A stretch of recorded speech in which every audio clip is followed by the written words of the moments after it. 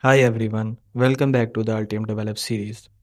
Most teams still verify hardware at fixed checkpoints, just like schematics review, PCB review, and then release review. The problem is that errors don't wait for review meetings. So Altium Develop replaces gates verifications with continuous verification. Issues surface the moment they are created. So there are two main concepts. First one is verification, and the second one is validation. Verification means, did we design it correctly? We have to answer this, did we design it correctly? And validation is to answer, did we design the right thing? This video is about verification, not validation. Verification means checking correctness, rules, constraints, interfaces, and manufacturability. Altium Develop continuously verify design intents as the evolves, not after it's finished. So we will see shortly that using the requirements portal, how can we create a verification requirements over there and link the requirements with the verification process. So let's get started. So here you can see the well-known Altium 365 web page, and we are right now at the home page. And here you can see BOM portal, requirement portal, and MCAD code designer. Above is Altium designer software is over there. We can install and others. So let's open the requirement portal, and when you open it, you will see this page, requirements page, and go to the verification and validation option and click on the create activity and just create the name, fill the name what it will be. So we are creating it for the review, so I will select the reviews option, and you can write the name of the activity, verification activity. So as I am writing, check the impedance matching and length tuning. So we have written down the name, and you can also write the description for the verification note. To check, basically it's the verification to check the impedances and length tuning for the tracks. So just click on the create option, then this activity will be created in the verification and validation option. As you can see in the verification folder, you have your impedance matching and length tuning, which we just created this. And we have another impedance matching review. Earlier I have created this one to review the impedance matching with length tuning. So we are on the impedance matching and length tuning verification box, and the description is just we have is the one which we just written over there.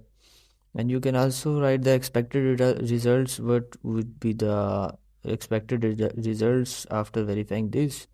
So I'm just writing for an example, the D plus and the minus impedances should be X ohms. So it's just for an example, or you can write over here the methods. Basically it's an hardware design review. So check on the hardware design review option. So and click on the for review tag is the for review, and you can also check this box approvals, enable approvals for this activity. So just click yes, I am sure. Now this checkbox is marked, and you can also subscribe it, and you can also delete this and go to the requirements status option, and here you will see what's the requirements are linked with this activity. If not linked with this activity, just click on the link requirement, and here you can see all your requirements are there, and just which we have created earlier. So associate and linked the specific requirement which is concerned with this verification. And also you can add the item block. I am just for an example linking it with the radio transceiver block and click on the adding option, so this requirement is added.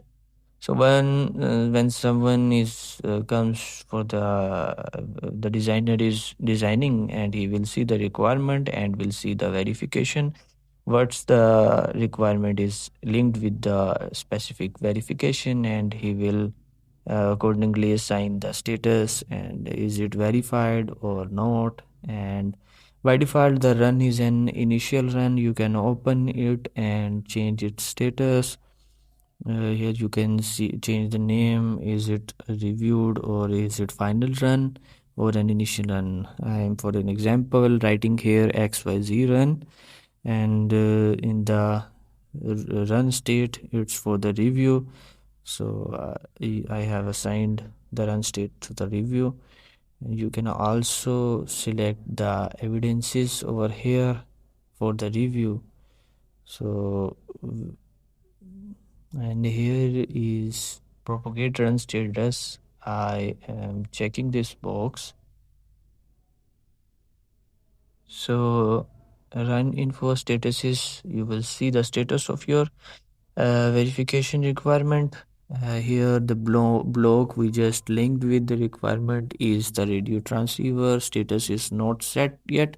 You can set here not verified, verified if it is verified.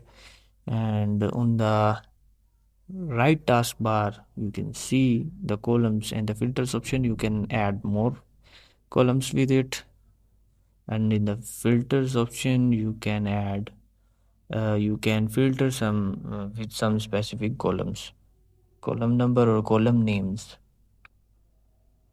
Just go back, and in the review these were all created earlier and we have created this one.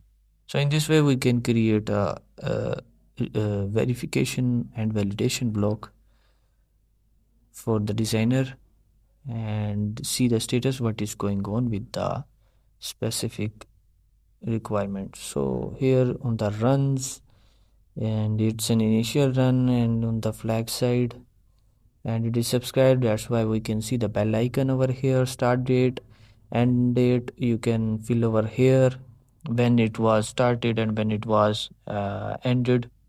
So I'm unchecking this propagate run status. And approved by, you can add the approved by and approved at person's name or executor evidences, and status is in the progress. So today we have see how can we create a verification and validation block, and how can we link the requirements with it, so the designer can see what to do with the design. And that's all for today's video. Thanks for watching and follow us for the upcoming videos.